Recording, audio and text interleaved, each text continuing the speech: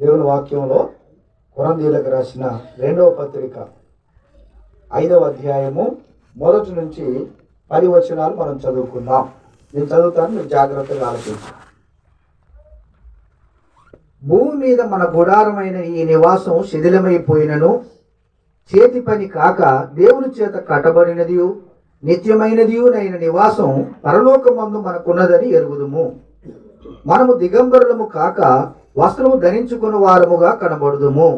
కాబట్టి పరలోకము నుండి వచ్చు మన నివాసం దీనిపై ధరించుకొని ఆపేక్షించుచు దీనిలో మూలుగుచున్నాము. ఈ గుడారములోనున్న మన భారం మోసుకొని మూలుగుచున్నాము. ఇది తీసివేయబడవలనని కాదు గాని మర్త్యమైనది జీవము చేత మింగివేయబడినట్లు ఆ నివాసము దీనిపై ధరించుకొన కోరుచున్నాము. దీని నిమిత్తం మనలను సిద్ధపరిచిన వాడు దేవుడే. మరియు ఆయన తన ఆత్మ అను సంచయకరువును మనకు అనుగ్రహించి ఉన్నాడు.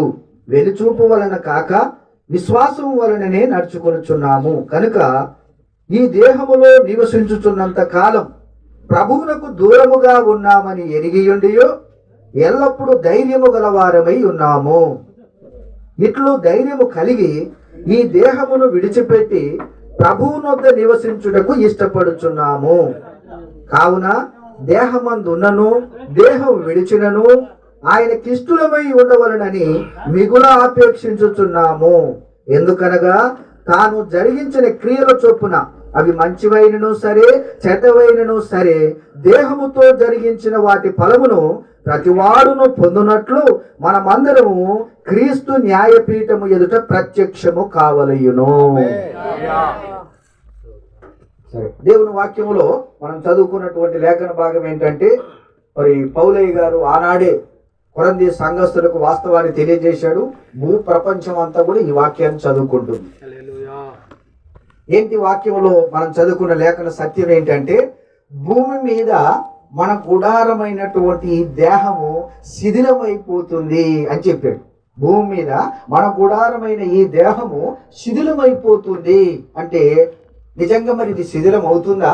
మనం ఇటుకలతో కట్టుకున్న ఆ గుడారం అనే ఇల్లు శిథిలం అవుతుందా అని చూస్తే అది కూడా ఒక 60-70 ఏళ్లకు అది శిథిలం అయిపోద్ది. ఇది కూడా ఒక 60-70 ఏళ్ళు లేదా 80, అధిక బలం ఉంటే 100, ఇది కూడా ఏమైపోతుంది? దేహం అంటే శిథిలం అయిపోతుంది. 25 సంవత్సరాలు ఉన్నప్పుడు ఉన్న నరాల బలం, కండరాల బలం 50 సంవత్సరాలకు వచ్చేసరికి 30 పోయింది. అందులో ఇంకేంటయ్యా అంటే ఏదో మరి శేష జీవితం జీవించాలి కదా అన్న స్థితికి వచ్చేసారు అందరు. 50 సంవత్సరాలు వచ్చేసరికి బలం 25 సంవత్సరాలు ఉన్నప్పటి బలం 50 సంవత్సరాలు అప్పుడు ఉంటుందా? ఇంకా నీకు ఆయుష్ ఉంది, 70 సంవత్సరాలకు వచ్చావు, అప్పుడు కుర్రోడ్లాగా పరిగెత్తంటే పరిగెత్తుతాడా? పరిగెత్తలేడు. కారణం ఏంటి అని చూస్తే భూమి మీద మన గుడారమైన ఈ దేహం శిథిలమైపోతుంది. మరి ఇది శిథిలమైపోతే మరి మన పరిస్థితి ఏంటి అంటే, దేవుడు మొట్టమొదట సృష్టించేటప్పుడు మానవుడిని నేలమంటితో ఈ శరీరం అనే గుడారాన్ని చేశాడు, ఇంటిని చేశాడు. ఇందులో ఏం పంపించాడంటే తనలో ఉన్న జీవాత్మను నరుని యొక్క నాసికా రంధ్రములలో ఊదడం ద్వారా నరుడు జీవాత్మాయేను అని చదివాం. అంటే దేవుడిలో నుండి ఆత్మ ఈ గుడారంలోనికి పంపించాడు. ఈ ఆత్మ ఇందులో ఎన్ని సంవత్సరాలు నివాసం చేస్తుందంటే ఒకరిలో 50, ఒకరిలో 70, ఒకరిలో 100, ఒకరిలో 120, మొత్తం మీద వారి శక్తి సామర్థ్యాన్ని బట్టి మొత్తం మీద 70కో 80కో 100కో మొత్తం మీద ఈ శరీరం అనే ఇల్లు గుడారం శిథిలమైపోవలసిందే. మరి ఇది శిథిలమైపోయిన తర్వాత మరి నెక్స్ట్ ఏంటి అని అంటే, ఇప్పుడు మట్టి నుండి తీసింది కాక మహిమతో కట్టిన గుడారములోనికి దేవుడు మనల్ని తీసుకెళ్తాడు. మహిమా దేహాన్ని దేవుడు మనకు అనుగ్రహిస్తాడు అని పౌలయ్య గారు సంఘానికి గొప్ప నిరీక్షణతో ఉన్నటువంటి మెసేజ్ అని చెప్పారు. మంచి వాక్యాన్ని చెప్పాడు. ఓహో, మన జీవితం మరణంతో అయిపోలేదా?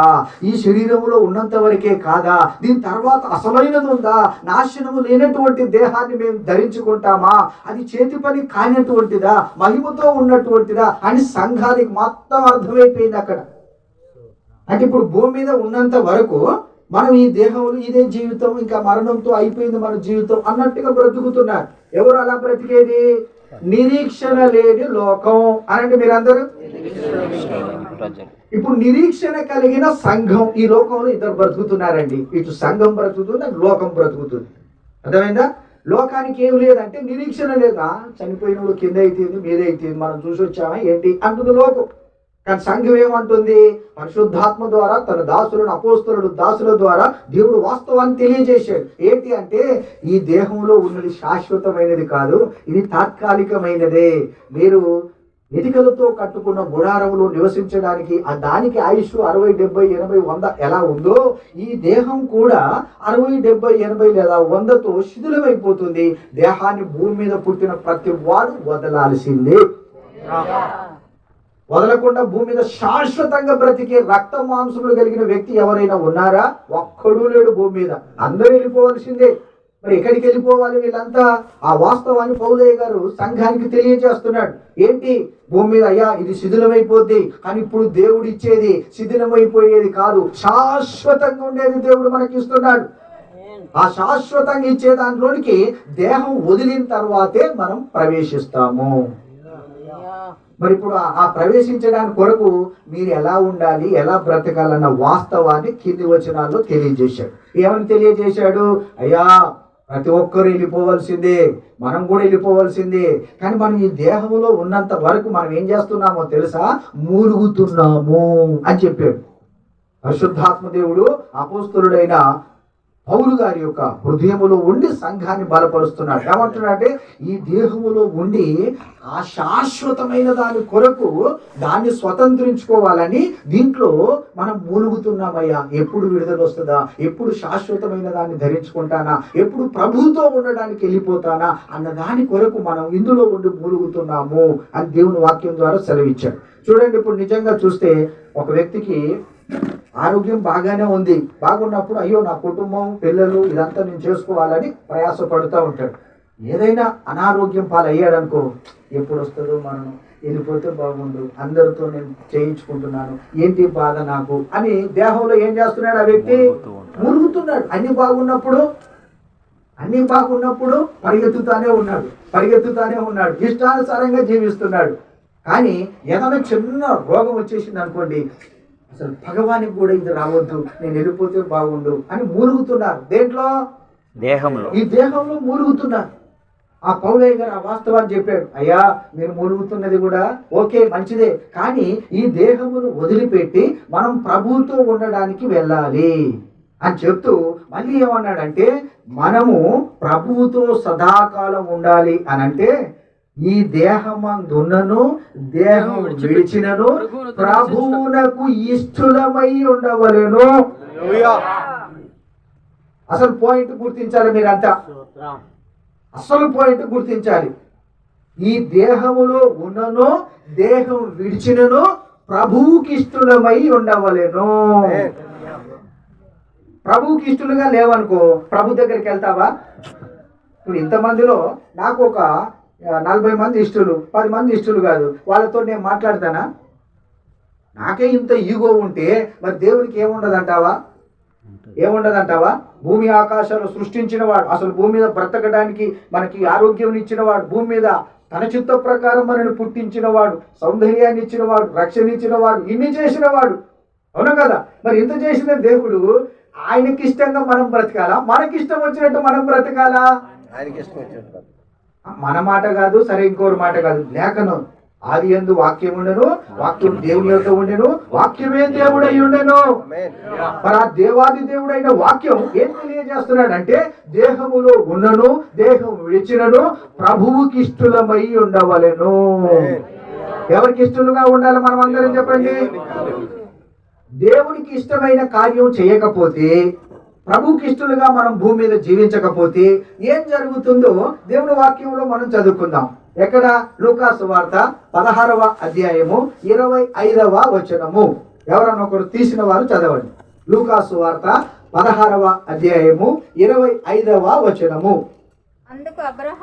అందుకు అబ్రహాము కుమారుడా, నీవు నీ జీవిత కాలమందు నీకిష్టమైనట్టు సుఖము అనుభవించితివి, అలాగుననే లాజరు కష్టము అనుభవించదని జ్ఞాపకము చేసుకొనుము. చాలు. చూడు, ఇక్కడ ఇద్దరు వ్యక్తులు ఉన్నారు.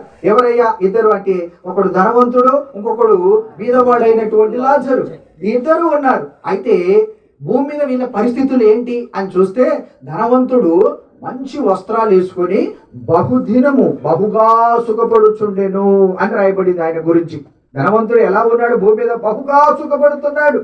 కానీ బీదవాడు లాజరు ఆయన ఎలా ఉన్నాడంటే, కష్టం అనుభవిస్తున్నాడు, భూమి మీద కష్టం అనుభవిస్తున్నాడు. ఓకే అయ్యా, మరి వీరి జీవితాలు భూమి మీద ఎలాగుంటే మరి అక్కడికి వెళ్ళిన తర్వాత కూడా అలాగే ఉంటాయా?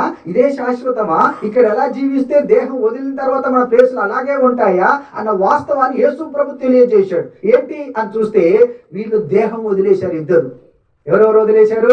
ధనవంతుడు. ఎందుకంటే ఈ భూమి మీద ఈ దేహం అనే గుడారం ఏమైపోద్ది? శిథిలమైపోద్ది. అందరూ వదలాల్సిందే. మనము ఒక దినమును వదలాల్సిందే. భూమి మీద ప్రతి మానవుడు వదలాల్సిందే. కానీ వదిలిన తర్వాత ఇక్కడ ఎలా బ్రతికాం అక్కడ కూడా అలాగే ఉంటాయి ఆ స్థానాలు అంటే ఉండవు అని యేసు ప్రభు చెప్పాడు. ఎలా ఉంది పరిస్థితి అంటే, ఈ ధనవంతుడు దేహం వదిలిన తర్వాత ఎక్కడున్నాడయ్యా అంటే, పాతాళములో అగ్నిలో యాతన పడుతున్నాడు. ఆయన అలా యాతన పడుతున్నాడు. ఈ లాజరు దేహం వదిలిన తర్వాత దేవదూతల ద్వారా కొనిపోబడి విశ్వాసులకు తండ్రి అయినటువంటి అబ్రహామును ఆనుకొనుటకు కొనిపోబడ్డాడు ఆయన. అంటే యేసు ప్రభుని నమ్ముకొని యాత్ర ముగించి ఈ గుడారాన్ని వదిలేసిన వాళ్ళందరూ ఎక్కడికి వెళ్తారయ్యా అంటే, విశ్వాసులకు తండ్రి అయిన అబ్రహాము దగ్గరికి, పరదైసులోనికి వెళ్తారు. రక్షణ పొందిన ప్రతి బిడ్డ కూడా ఎక్కడికి వెళ్తాడు? దేవదూతలు వచ్చి విశ్వాసులకు తండ్రి అయిన అబ్రహాము దగ్గర పరదైసుకు తీసుకొని వెళ్తారు. ఓకే అయ్యా, భూమి మీద ఇంత దరిద్రంగా బ్రతికాడు, ఇప్పుడు పరలోకంలో అంత పరదైసులో అంత ఆనందంతో ఉన్నాడేంటి అని ధనవంతుడికి ఆశ్చర్యం వేసేసింది. ఆశ్చర్యం వేసి, అయ్యా నేను ఇప్పుడు అగ్నిలో యాతన పడుతున్నాను. ఆ లాజరు ఎప్పుడు మా వాకిట్లో ఉండేవాడు, పడి ఉన్నటువంటి రొట్టె ముక్కలు తినేవాడు. కనీసం ఒక నీళ్ళ చుక్క చిటిక నేను కొనతో అయినా నా నాలికను చల్లార్చడానికి పంపించయ్యా అంటే, కుమారుడా, అబ్రహాం అంటున్నాడు, కుమారుడా, భూమి మీద నీకిష్టం వచ్చినట్లుగా జీవించి సుఖం అనుభవించావు. ఎవరికి ఇష్టం వచ్చినట్టు బ్రతికాడంట? ప్రభువుకి ఇష్టం వచ్చినట్టు బ్రతికాడా? తనకిష్టం వచ్చినట్టు బ్రతికాడా? తనకిష్టం వచ్చినట్టు. నా జీవితం నా ఇష్టం అండి, నా జీవితం నా ఇష్టం. అయ్యా మనం చేతులతో చేసిన బొమ్మ దేవుడు కాదు బిడ్డ అంటే, నువ్వు చెప్తే వింటానా? దేవుడే మనం తన స్వహస్తాలతో మానవుని చేశాడు. మనము దేవుణ్ణి చేయలేము. దేవుడిని మనం చేస్తామయ్యా? దేవుడే మనల్ని చేశాడా? దేవుడు మనల్ని చేశాడు. కానీ మనం దేవుడిని తిరిగి చేయగలమా? చేయలేము. మరి ఇప్పుడు దేవుడు ఎవరు? మన చేత తయారు చేయబడిన వాడు దేవుడా? తన స్వహస్తములతో మనల్ని తయారు చేసిన వాడు దేవుడా? మనల్ని తయారు చేసిన వాడే దేవుడు. అలాగైతే మనల్ని సృష్టించిన దేవుని తెలుసుకోవడం భూమి మీద ధన్యత. భూమి మీద పుట్టినందుకు మనకున్న ధన్యత ఏదైనా ఉంది అంటే, నన్ను సృష్టించిన దేవుడు ఎవరో తెలుసుకోవటం ధన్యత. ఆ ధన్యత లేకుండా ఎవరు ఇష్టం వచ్చినట్టు వాళ్ళు భూమి మీద జీవిస్తున్నారు. ఇలా జీవిస్తున్నప్పుడు ఈ ధనవంతుడు కూడా తనకిష్టం వచ్చినట్లు బ్రతికాడు. ప్రతిరోజు సుఖపడ్డాడు. అయ్యా సుఖం ఎందులో ఉంది అంటే, తప్పిపోయిన కుమారుడిని అడిగితే తెలుస్తుంది. సుఖం ఎక్కడుందంట? తప్పిపోయిన కుమారుడు దుర్వ్యాపారములో సుఖం ఉందని తండ్రిని విడిచి దూరముగా వెళ్ళాడు. దుర్వ్యాపారం వలన సుఖం అనుభవించాడు. ఉన్నదంతా ఆస్తి పోగొట్టుకున్నాడు. దుర్వ్యాపారం అంటే ఏంటి? దుర్వ్యాపారం అంటే ఏంటి? దేవుని వాక్యంలో చూడండి, ఒకసారి దేవుని వాక్యంలో చదవండి. తప్పిపోయిన కుమారుడు ఎలా పోగొట్టుకున్నాడయ్యా? ఆస్తి ఎలా పోగొట్టుకున్నాడంట? లూకా సువార్త 15వ అధ్యాయము ఒకసారి తీయండి. 13వ చదవండి. కొన్ని దినములైన తర్వాత ఆ చిన్న కుమారుడు సమస్తమును కూర్చుకొని దూరదేశమునకు ప్రయాణమైపోయి అచ్చట తన ఆస్తిని దుర్వ్యాపారం వలన పాడు చేసెను. దుర్వ్యాపారం వలన పాడు చేసెను. అయ్యా ఈ తప్పిపోయిన కుమారుడు దేని వల్ల పాడు చేసుకున్నాడంట? అంతా దుర్వ్యాపారం వలన. చాలా స్థిర ఆస్తి తండ్రి దగ్గర ఎంత అయితే వస్తుందో అదంతా తీసుకొని వెళ్ళిపోయాడు. దుర్వ్యాపారం వలన అంత ఏం చేసేసాడు? పాడు చేసుకు. దుర్వ్యాపారం అంటే ఏంటి మరి? అది కూడా మనం తెలుసుకోవాలి కదా. దుర్వ్యాపారం అంటే ఏంటి? 1 పేతురు 4వ అధ్యాయము 3వ వచనము. 1 పేతురు 4వ అధ్యాయము 3వ వచనము. మనము పోకిరి చేష్టలు, దురాశలు, మద్యపానము, అల్లరితో కూడిన ఆటపాటలు, త్రాగుబోతుల విందులు, చేయదగని విగ్రహ పూజలు, మొదలైన వాటి యందు నడుచుకొనుచు అన్యజనుల ఇష్టము నెరవేర్చుచుండుటకు గతించిన కాలమే చాలును. అపరిమితమైన ఆ దుర్వ్యాపారమునందు తమతో కూడా మీరు పరిగెత్తకపోయినందుకు వారు ఆశ్చర్యపడుచు మిమ్మల్ని దూషించుచున్నారు. సరే, ఇప్పుడు అందరూ అర్థం చేసుకోండి, అసలు దుర్వ్యాపారం అంటే ఏంటయ్యా అంటే పోకిరి చేష్టలు. మనుషుల దగ్గర ఏముంటాయి? పోకిరి చేష్టలు, పోకిరి మాటలు, త్రాగుబోతుల విందులు. ఏమైందిరా, రాత్రి అయింది, వేద్దామా? వేద్దాం. ఆరాధనకి వెళ్తా ఉంటాం, అయ్యా రోడ్డు మీదనే అక్కడ పక్కకు జరగదు. బయలుపడి ఆరాధనకి వెళ్తాం, అయ్యో ఏంటి మనం ఏమన్నా అంటే మన మీద పడతారు. మనమే అటు ఇటు చేసుకొని ఒక జోలికి మనం ఎందుకు వెళ్ళాలి, మనమే ఓర్చుకోవాలి, మనమే తగ్గించుకోవాలని పక్క అలా తిరిగి కాసేపు ఆపైనా సరే అని చెప్పి అలా వెళ్తాం. ఎందుకు బిడ్డ? మరి సంసారాలు పాడవట్లేదా? తాగితే మనకేమైనా కడ్డ పెరుగుద్దా? కేజీ చికెన్ తెచ్చుకుంటే ఇంటిలా తింటారు, ఒంటికి బలం. మనం పొద్దున్న చేస్తే చెమట వచ్చి కష్టపడాలి. కష్టపడేవాడు తినాలి, మంచిది తింటే మంచిది, కానీ తాగితే మంచిదా? వద్దు బిడ్డ, తాగొద్దు. కుటుంబాలు పాడైపోతున్నాయి, సంసారాలు పాడైపోతున్నాయి. మనం ఎన్నో చెప్తున్నాం కానీ వినట్లా. ఎందుకు? నా ఇష్టమండి, నా జీవితం నా ఇష్టం అంటున్నాడు. ఓకే, ఇప్పుడు దుర్వ్యాపారం వలన పోకిరి చేష్టలు, త్రాగుబోతుల విందులు, చేయదగని విగ్రహ పూజలు, ఇవన్నీ అపరిమితమైనటువంటి దుర్వ్యాపారం. ఈ దుర్వ్యాపారము అన్యజనుల ఇష్టం నెరవేర్చుచు, ఒకప్పుడు మనం కూడా అందులో బ్రతికిన వాళ్ళం, అన్యజనుల ఇష్టం నెరవేర్చాం. కానీ ఇప్పుడు జీవము గల ఏకైక సత్యదేవుడు యేసుక్రీస్తు వైపు తిరిగిన మనమందరం కూడా తమతో కూడా తాగనందుకు, తమతో విగ్రహ పూజలు పాల్పొందనందుకు, తమతో పోకిరి చేష్టలు, అపరిమితమైన ఈ దుర్వ్యాపారముతో ఏకీభవించనందుకు ఆశ్చర్యపడుచు మనల్ని దూషించుతున్నారు. మరి ఇప్పుడు దేవుని వాక్యం ఏమంటుందంటే, అయ్యా ఈ దేహములో ఉన్నా సరే, దేహం విడిచినా సరే ప్రభువుకి ఇష్టమై ఉండాలి. మనని ఏ దేవుడైతే సృష్టించాడో ఆ దేవునికి ఇష్టమై జీవించాలి అని దేవుని వాక్యం సెలవిస్తుంది. కానీ ధనవంతుడు ఏం చేశాడు? తనకిష్టంగా బ్రతికాడు. తగ్గిపోయిన కుమారుడు ఏం చేశాడు? అన్యజనులకు ఇష్టంగా బ్రతికాడు. మరి ఎవరికి ఇష్టంగా బ్రతకాలి? అవును కదా? మనం ఈ దేహం వదిలేస్తాం అందరం కూడా. ఉన్నంత వరకు ఈ దేహములు మన ఆత్మ ఉన్నంత వరకు ఎవరికి ఇష్టంగా బ్రతకాలంటే దేవునికి ఇష్టంగా బ్రతకాలి. అన్యజనులకి ఇష్టంగా బ్రతకొద్దు, కుటుంబ సభ్యులకి ఇష్టంగా కాదు. దేవునికి ఇష్టంగా బ్రతికిన వాడు అందరికి ఇష్టడవుతాడు. అందుకే మనం బ్రతకాల్సింది ఎవరికి ఇష్టం వచ్చినట్టు? యేసుక్రీస్తు ప్రభు మానవుడిగా ఈ భూలోకానికి వచ్చి ఆయన చెప్పిన మాట, నా ఇష్టం నెరవేర్చుకున్నటకు నేను పరలోకము నుండి దిగి రాలేదు, నన్ను పంపిన వారి ఇష్టం నెరవేర్చుటకే నేను దిగి వచ్చి తిని. అంటే ఇప్పుడు దేవుడు చూపిన మార్గం ఏంటి? యేసు ప్రభు అంటే తండ్రి ఇష్టాన్ని నెరవేర్చాలి. అలాగే భూమి మీద బ్రతికినంత వరకు మనం అందరూ ఎవరి ఇష్టాన్ని నెరవేర్చాలండి? దేవుని ఇష్టాన్ని. మనకు రక్షణ ఇచ్చిన దేవుడు, మన కొరకు కడబొట్టు వరకు రక్తం కార్చిన దేవుడు, మనకు మరణ భయం లేకుండా మరణాన్ని చావునే చంపేసిన దేవుడు, మరణాన్ని ఇక మీదట లేకుండా చేసిన దేవుడు, నరకము తప్పించిన దేవుడు, నిత్య జీవాన్ని మనకి ఇచ్చిన దేవుడు. యేసుక్రీస్తు ఇష్టం కలిగినట్లుగా మనం బ్రతకాలి. ఎవరికి ఇష్టంగా మనం బ్రతకాలి? యేసు ప్రభుకి ఇష్టంగా బ్రతకాలి. అలా దేవుడికి ఇష్టంగా బ్రతకలేదనుకో, దేవుడు ఏం చేస్తాడు? మరి దేవుడు ఏం చేస్తాడు? దేవుడు ప్రేమ గలవాడు అనండి, దేవుడు రోషం గలవాడు అనండి. దేవుడు రోషం గలవాడు. దేవునికి ప్రేమ ఒక్కటే ఉందా? రోషం కూడా ఉందా? రోషం కూడా ఉంది. రెండు కోణాల్లో దేవుని అర్థం చేసుకోవాలా? ఒక కోణంలోనే అర్థం చేసుకోవాలా? ఆయన రోషం ఎలా ఉందో దేవుని వాక్యంలో మనం చూద్దాం. 1 కొరింథీయులకు రాసిన పత్రిక 10వ అధ్యాయము 1 నుంచి 5 వచనాలు చదువుకుందాం. 1 కొరింథీయులకు రాసిన పత్రిక 10వ అధ్యాయము 1 నుంచి 5 వచనాలు మనం చదువుకుందాం. సహోదరులారా, ఆ. ఈ సంగతి మీకు తెలియకుండుట నాకు ఇష్టము లేదు. సహోదరులారా, ఈ సంగతి మీకు తెలియకుండుట నాకు ఇష్టము లేదు. అదేదనగా మన పితరులందరూ మేఘము క్రింద నుండి వారందరూ సముద్రములో నడిచిపోయి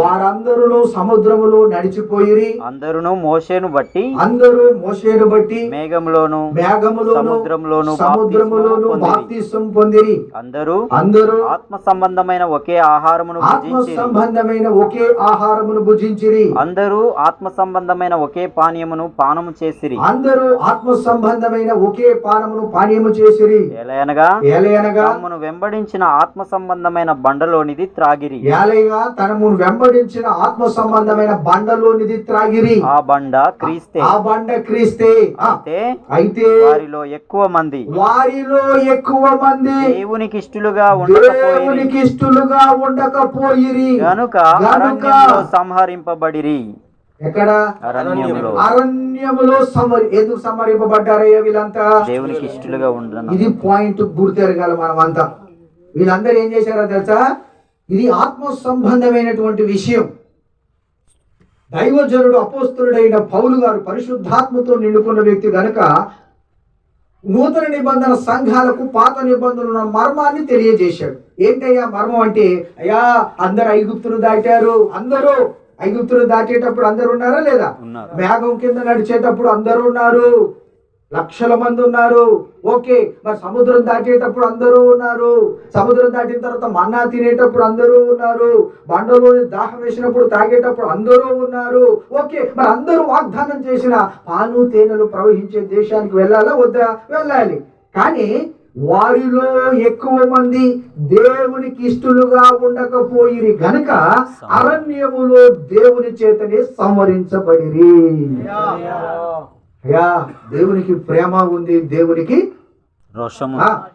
రోషము ఉంది. ఏ దేవుడు మనల్ని సృష్టించాడో ఆయనకి ఇష్టానుసారంగా మనం బ్రతకపోతే సంహరించేది కూడా దేవుడే.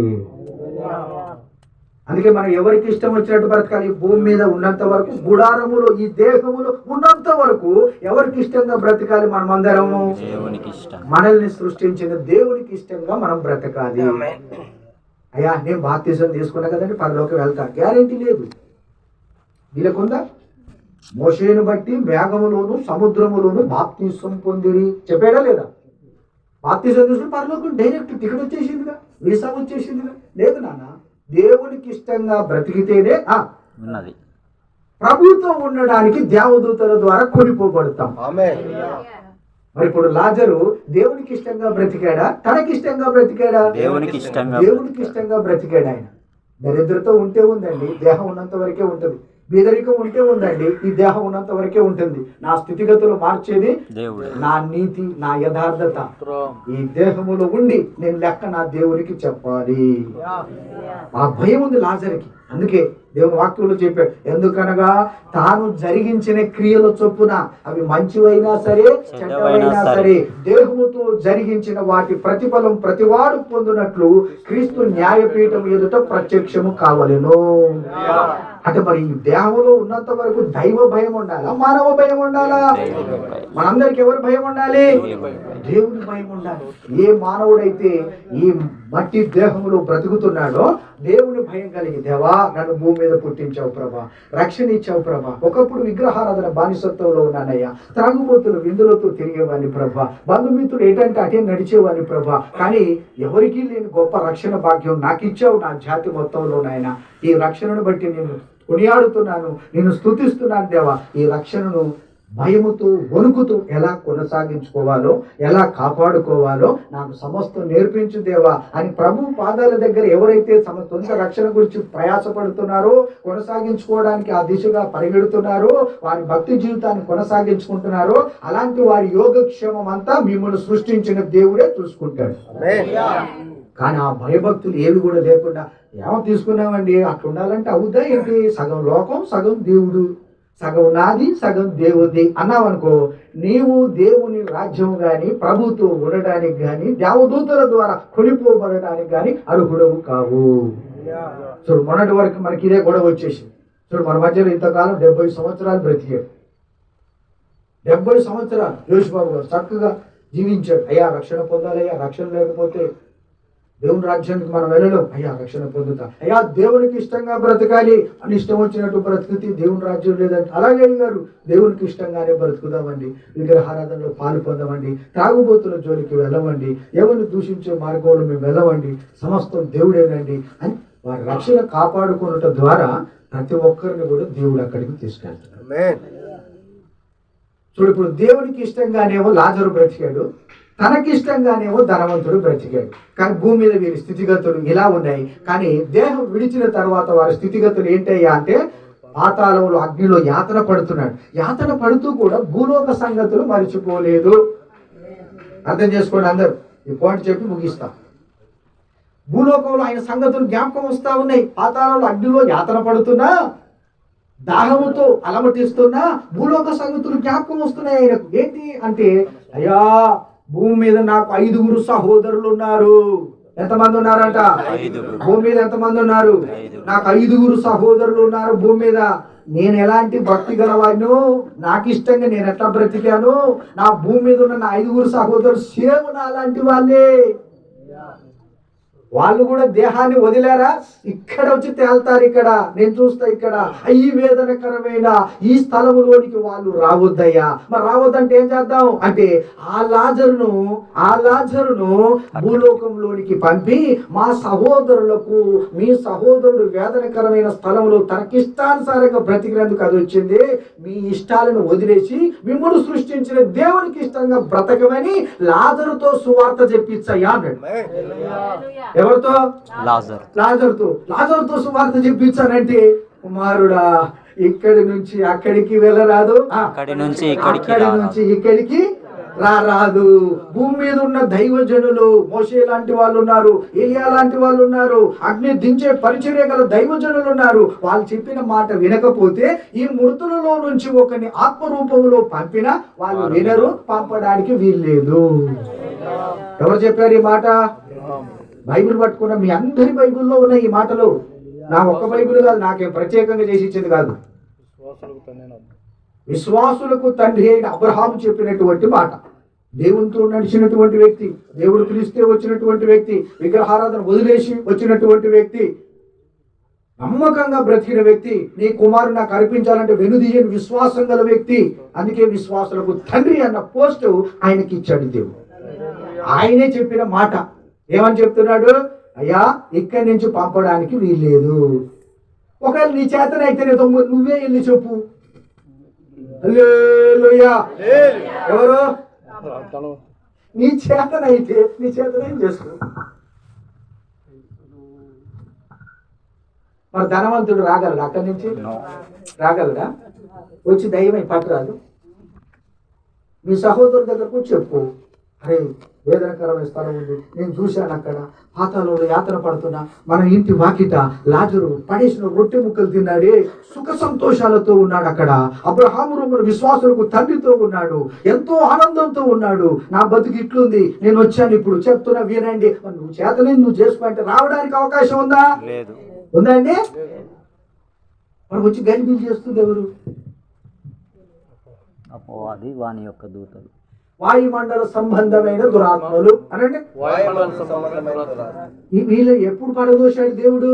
ఎప్పుడైతే లూసిఫర్ అనే దేవదూత దేవునికి అవిధేయత చూపించి తిరుగుబాటు చేశాడో, అతనితో పాటు 3వ వంతు దేవదూతలను ఏం చేశాడంటే పడద్రోశాడు. అవి వాయుమండల సంబంధంలో తిరుగుతా ఉన్నాయి. ఏదో ఒకటి మనుషులను శోధించడానికి పచ్చని కాపురంలో చిచ్చుపెట్టేది అదే. రక్షణ పొందిన విశ్వాసుల మధ్యలో ఐక్యత లేకుండా చేసేది అదే.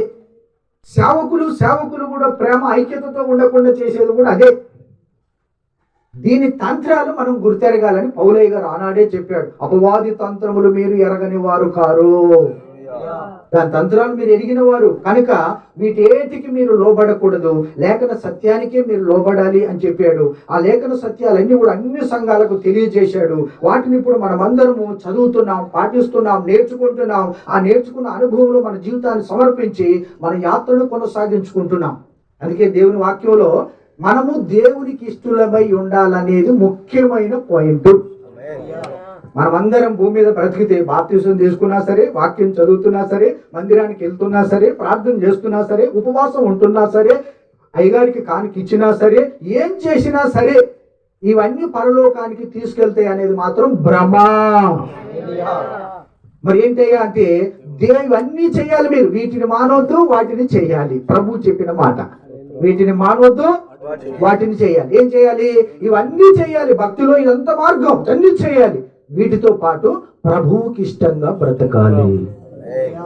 మన జగ్గంజర్ల గ్రామం అంతా కూడా ఎవరికి ఇష్టంగా బ్రతకాలి? దేవునికి ఇష్టంగా బ్రతకాలి. రక్షణ పొందిన మనమందరం కూడా ఎవరికి ఇష్టంగా బ్రతకాలి? దేవునికి ఇష్టంగా బ్రతకాలి. మరి దేవునికి ఎవరు ఇష్టం అవుతారు? రెండు మాటలు చూసి మనం ప్రార్థన చేసుకుందాం. దేవునికి ఎవరు ఇష్టలు? దేవుని వాక్యంలో చూద్దాం. సామెతల గ్రంథం 11వ అధ్యాయము 20వ వచనము. సామెతల గ్రంథం 11వ అధ్యాయము 20వ వచనం. మూర్ఖచిత్తులు యెహోవాకు హేయులు, మూర్ఖచిత్తులు యెహోవాకు హేయులు, యథార్థముగా ప్రవర్తించువారు ఆయనకి ఇష్టలు. యథార్థముగా ప్రవర్తించువారు ఆయనకి ఇష్టలు. ఎవరు దేవునికి ఇష్టలయ్యేది? లోపల ఒకటి బయట ఒకటి పెట్టుకొని రకరకాల డ్రామాలు వేసే వాళ్ళంతా దేవునికి ఇష్టలు గారు సుమా. మూర్ఖ చిత్తులు వాళ్ళు దేవునికి హేయులు. మరి ఎవరయ్యా ఇష్టలు?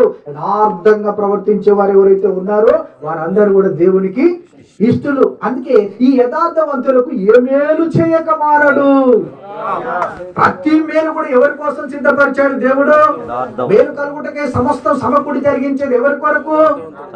యథార్థవంతులు ఆయనకి ఇష్టలుగా ఉండాలి. లక్షల మంది విడుదల పొందారు కానీ, మేఘం కిందే నడిచారు కానీ, మన్నానే భుజించారు కానీ, సముద్రంలో మోషేని బట్టి బాప్తిసం తీసుకున్నారు కానీ, బండలోనిది తాగారు కానీ, మరి మనందరూ ఎందుకు అక్కడికి వెళ్ళలేదంటే ఇవన్నీ ముఖ్యం కాదు. ఓకే, ఇదంతా మంచిదే, కానీ అస్సలు మెయిన్ పాయింట్ మీరు పట్టుకోవాల్సింది ఏంటయ్యా అంటే దేవునికి ఇష్టంగా బ్రతికితేనే వాగ్దాన దేశానికి వెళ్తారు. ఏం చేయాలి? మనం అందరం కూడా దేవునికి ఇష్టంగా బ్రతకాలి. దేవా, నీకు అయిష్టమైంది నా హృదయములో ఉన్నదేమో, నా హృదయాన్ని పరిశోధించు, దాన్ని పారద్రోలు అని ప్రాధేయపడాడు. ఎవరు? రాజు దావీదు. దావీదు రాజు నా ఇష్టం అనొచ్చుగా. అన్నా నా ఇష్టం అంటే దెబ్బలు చూపించాడు ఒకసారి, కానీ ఇప్పుడు నా ఇష్టం అనట్లా. ఎవరి ఇష్టం అంటున్నాడు? నీ చిత్తం, నీ ఇష్టం అంటున్నాడు. అయ్యా, నీకు అయిష్టమైంది నా హృదయంలో ఒకవేళ ఉందేమో దాన్ని పరిశోధించు, దాన్ని తీసివేయి, నీకు ఇష్టంగా నన్ను మలుచు అన్నాడు దేవుడు. మలుచు అంటే దేవుడు తనకిష్టంగా ఆయనను మలిచాడు. సాక్ష్యం కూడా చెప్పాడు. చూడు దావీదు గురించి ఏం సాక్ష్యం చెప్పాడు? అపోస్తల కార్యాలు 13వ అధ్యాయము. అపోస్తలుల కార్యాలు 13వ అధ్యాయము.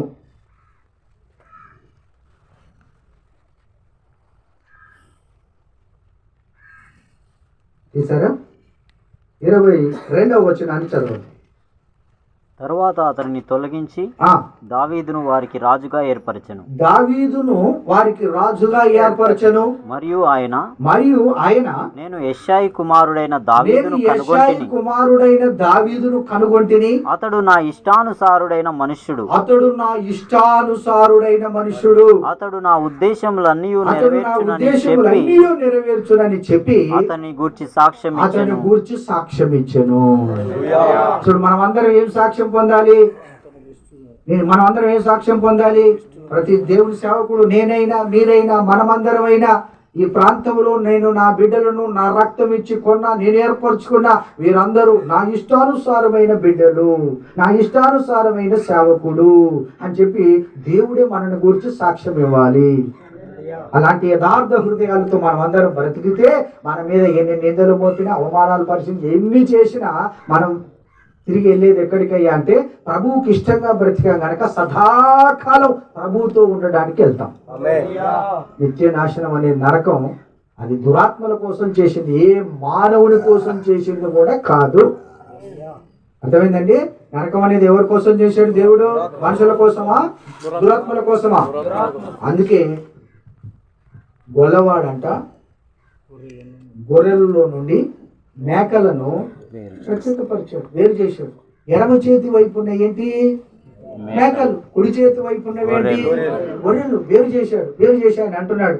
నా తండ్రి చేత ఆశీర్వదింపబడిన వారలారా, లోకం పుట్టింది మొదలుకొని మీ కొరకు ఏవి సిద్ధపరచబడ్డాయో వాటన్నిటిని మీరు స్వతంత్రించుకోండి అని చెప్పి రక్షణ పొందిన గొర్రెలని విశ్వాసులను దేవుడు అన్నాడు.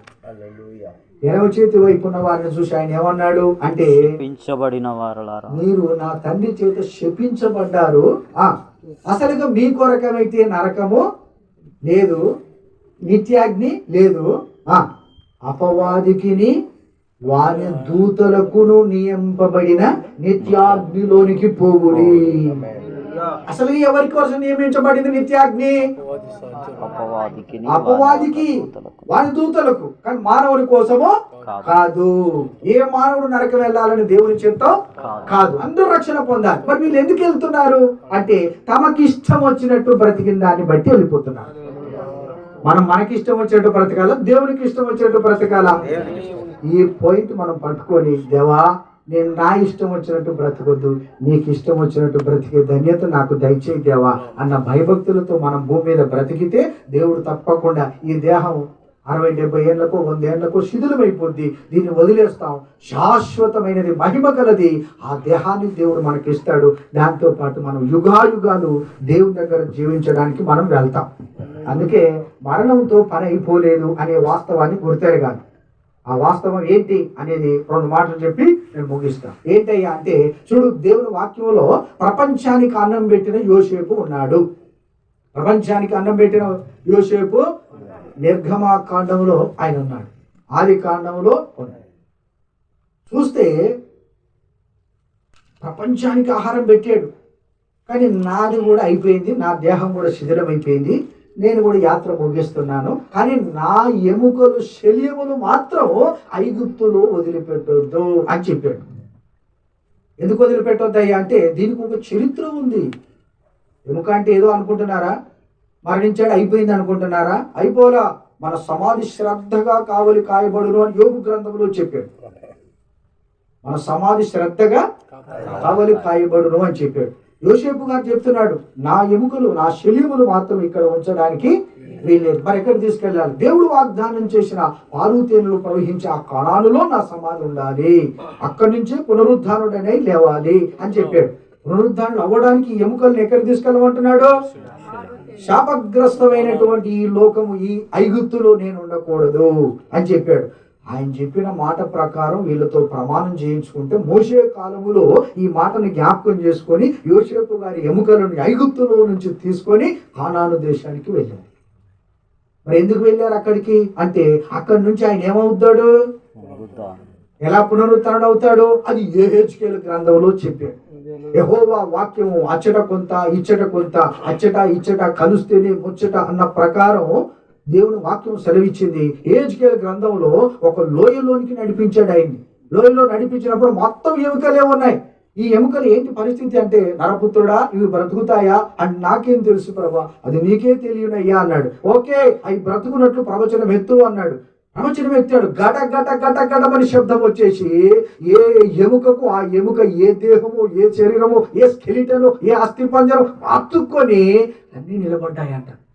నిలబడ్డ తర్వాత మళ్ళీ దాని నరములు మాంసం అన్ని వచ్చి పొదుగునట్లు మళ్ళీ ప్రవచించు అన్నాడు. మళ్ళీ ఆయన ప్రవచనం ఎత్తితే యెహోవా నామములు అన్నిటి మీదకి వంతు చర్మము నరములు అన్ని వచ్చేసాయి.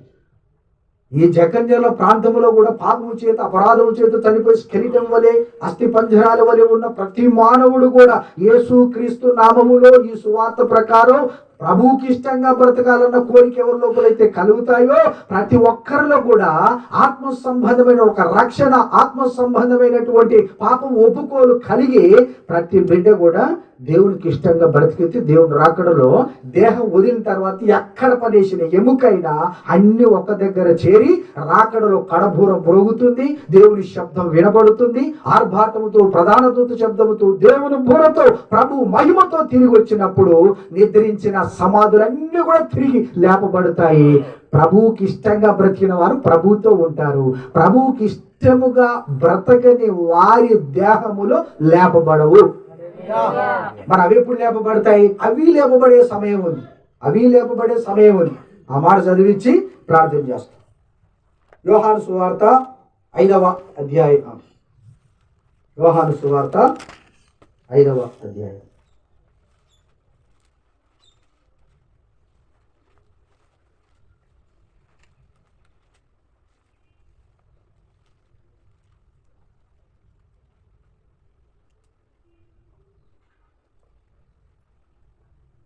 చూసారా?